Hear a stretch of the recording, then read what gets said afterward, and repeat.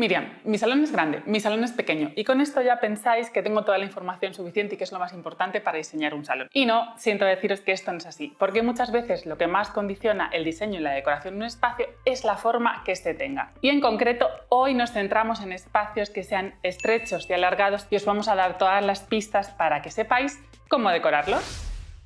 Como hemos empezado poniendo el ejemplo del salón, pues vamos a empezar hablando de ellos, ya que puede ser muy normal que nos encontremos que el salón de nuestra casa sea un espacio pues bastante estrecho y normalmente alargado. La dificultad de estos espacios es compensar ese efecto túnel y también conseguir que circulemos por comodidad y que no cerremos las zonas de paso. Por eso, para no andar saltando muebles, aquí la distribución ideal es en línea y pegar los muebles, en este caso, a las paredes.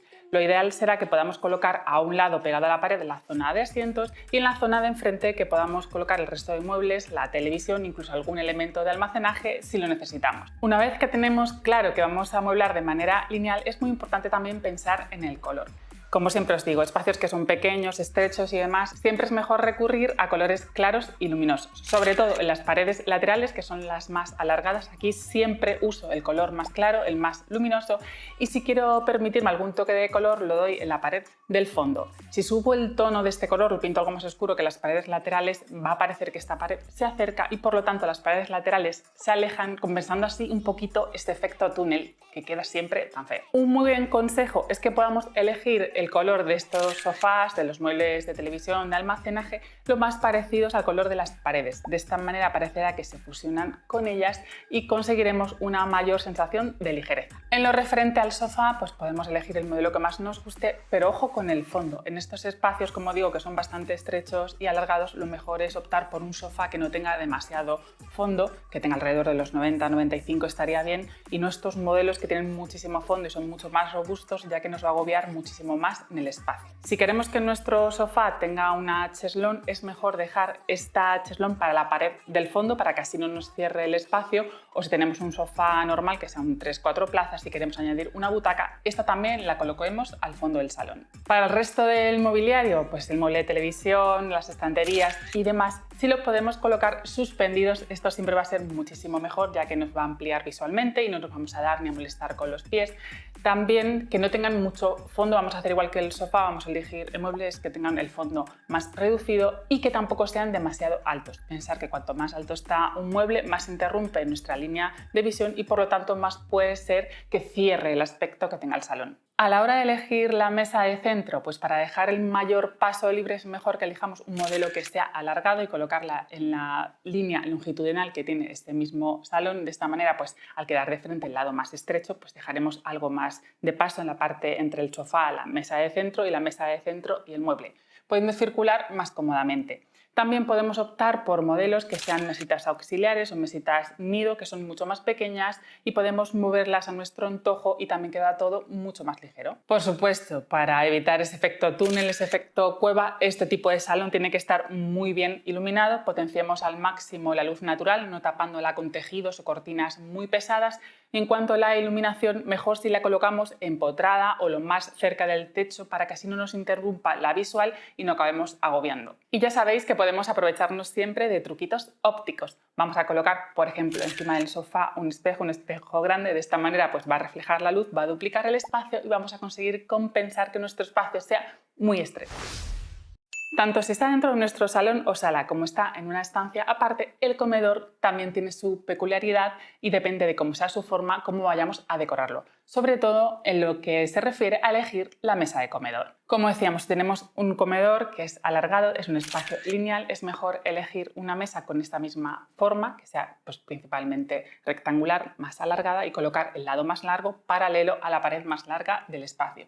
De esta manera pues, dejaremos más paso libre y favoreceremos la circulación. Además, en caso de elegir este tipo de mesas, si tenemos largo suficiente, podemos colocar una mesa extensible y de esta manera, cuando lo necesitemos, podemos aumentar el número de comensales. A la hora de elegir las sillas que acompañan a este tipo de mesa, pues es importante que cuidemos que no tengan un respaldo demasiado alto. Como pasaba con los muebles, cuanto más alto es el respaldo, más alta es la silla, más se ve y más nos puede cerrar y agobiar el espacio. Es mejor que optemos por modelos con un respaldo más bajito o que incluso se pueden meter completamente debajo de la mesa, sea muchísimo mejor, porque de esta manera dejaremos mucho más paso libre. Si por el contrario nuestro comedor está dentro de la propia sala, dentro del propio salón, aquí sería ideal que pudiéramos colocar el lado más largo paralelo a la pared más estrecha de nuestro espacio, ya sea al inicio o al final. De esta manera estamos consiguiendo crear dos espacios diferenciados, por un lado la mesa de comedor, por otro lado nuestra zona de relax, y así al dividirse el espacio visualmente compensamos ese exceso de largura. Si en vez de elegir una mesa rectangular elegimos mejor una mesa ovalada con los bordes redondeados, la circulación será mejor, será mucho más fluida y también evitaremos los dolorosos golpes con las esquinas. Si queréis conocer las medidas perfectas para elegir vuestra mesa de comedor, os invitamos que veáis el vídeo que hicimos específico para este fin, para que os convirtáis en todos unos expertos. Otro de los espacios que nos solemos encontrar muchas veces, que es un espacio estrecho y alargado, suelen ser las cocinas. Y creedme, este es de los espacios que más tenemos que pensar porque es muy importante que sea súper funcional y nos podamos mover cómodamente en el interior. Como requisito mínimo, minimísimo, siempre hay que dejar un espacio central por el que moverlos. Como os digo, mínimo yo pondría un pasillo entre 90 o 1 metro, 90 centímetros o 1 metro, aunque lo ideal sería que nos pudiéramos ir alrededor de 1,20. Por lo que para cocinas que tienen un ancho inferior a 2 metros, yo amueblaría únicamente en uno de los lineales, en uno de los laterales. Si ganamos algo de anchura, puede ser que pudiéramos añadir pues, en el otro lado una pequeña zona de barra para unos taburetes, un almacenaje de fondo reducido.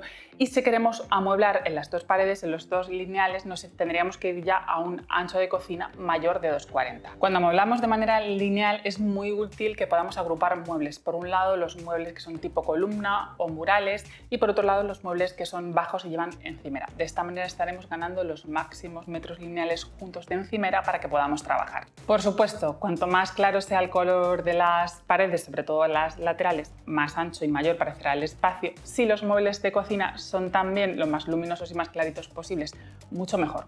Pero oye, igual no queremos una cocina blanca porque nos preocupa que quede demasiado soso o queremos combinar un par de colores. En este caso lo ideal podría ser que eligiéramos el color un poco más subido, un acabado madera para los muebles de abajo y que dejáramos un color blanco mucho más luminoso para los muebles altos o los muebles columna o murales, que son muebles muy grandes y no queremos que destaquen demasiado. Lo mismo os digo, si podemos panelar o integrar los electrodomésticos muchísimo mejor, porque al ir el mismo color que los muebles de cocina pues todo parecerá mucho más continuo, menos recargado, no tendremos como los cortes que hacen los electrodomésticos. Y sí, sé que normalmente en las cocinas lo que hace falta es almacenamiento, pero puede ser que en tu caso no, que no necesites tanto, y en este caso sería mejor prescindir de tanto mueble alto. Si podemos optar mejor por una balda que poder colocar algún elemento de almacenaje, pues siempre va a parecer todo mucho más amplio y vamos a compensar ese efecto de que todo se estreche. Eso sí, si ponemos alguna balda con algún elemento decorativo o incluso pues, vajilla, cristalería y demás, que esté siempre todo muy bien ordenado. Para mí, si hay un espacio en casa en el que le favorece ser alargado, es el baño. Por norma general, yo en este tipo de configuración suelo aprovechar para poner en la pared del fondo el plato. De esta manera estamos colocando el plato de ducha en el fondo, que es el elemento más grande y no nos va a dificultar movernos por el espacio. Va a ser mucho más fácil que podamos colocar una mampara que vaya de pared a pared y no tener que instalar complejas mamparas en L que llevan muchísima perfilería. Además, de esta manera el plato también suele ser algo más grande y es mucho más cómodo pues, a la hora de ducharse. Luego ya dependiendo de lo estrecho que sea nuestro baño, o bien colocaremos todos los elementos sanitarios en la misma pared, dejando el paso en uno de los laterales. Esto suele ser en los baños que son más estrechos.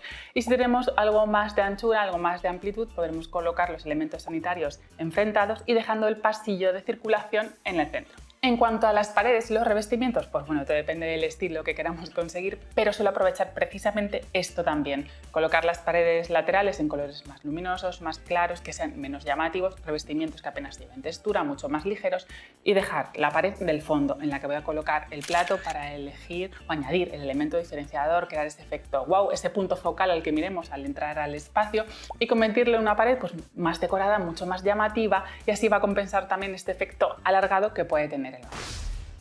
¿Y cuál sería otro de los espacios que nos quedan? Pues en este caso sería el dormitorio. Y yo aquí casi siempre suelo hacer una diferenciación entre un dormitorio juvenil o individual y cuando tenemos un dormitorio que es para una cama de matrimonio. Cuando estamos diseñando dormitorios individuales o dormitorios juveniles, aunque resulte algo más incómodo, para mí lo ideal es colocar la cama pegada a la pared, porque ya os digo que como estamos amueblando un espacio que es bastante estrecho, si la colocamos separada o de manera perpendicular nos va a cortar el espacio y nos va a dificultar movernos. De esta manera, si la pegamos a la pared, pues vamos a dejar un espacio central en la habitación que va a ser todo pues, mucho más fluido, más fácil moverte y va a parecer también más ancho.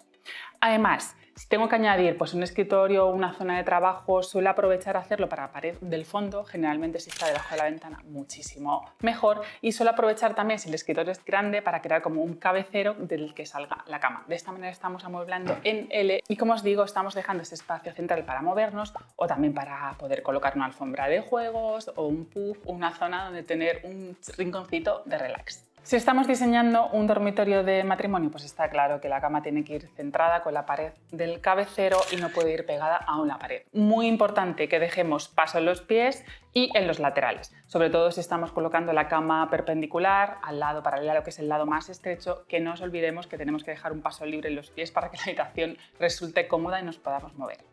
En este caso, pues tenemos que elegir también muebles que sean bastante ligeros para que de esta manera no estemos recargando y saturando el espacio. Ojo, como os digo en estos casos, a la hora de elegir el cabecero que no tenga demasiado fondo, porque todo lo que amplíe o avance hacia adelante del cabecero lo ampliará la cama y en este caso podemos dejar demasiado estrecho el paso en la zona de los pies. Muy importante en este tipo de dormitorios alargados que lo iluminemos bien, que podamos tener pues, una luz central encima de la cama, que podamos tener la luz de las mesitas y si luego tenemos las zonas de almacenaje y vestidor al fondo o al inicio, que también podamos tener algún punto de luz para que no nos creen sombras, ¿no? Cuando tenemos un espacio que es alargado tenemos que repartir la luz bien en todo el espacio.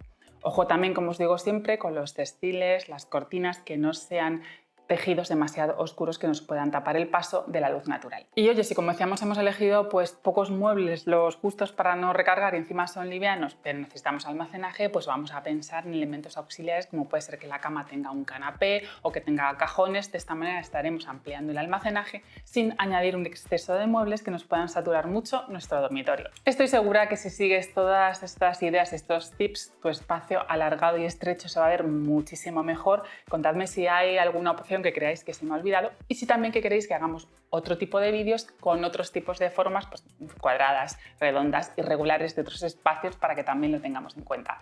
Entiendo que si me hacéis esta petición es que os habrá gustado este tipo de vídeo, por eso no os olvidéis suscribiros y activar la campanita pues, para no perderos el siguiente. ¡Hasta pronto!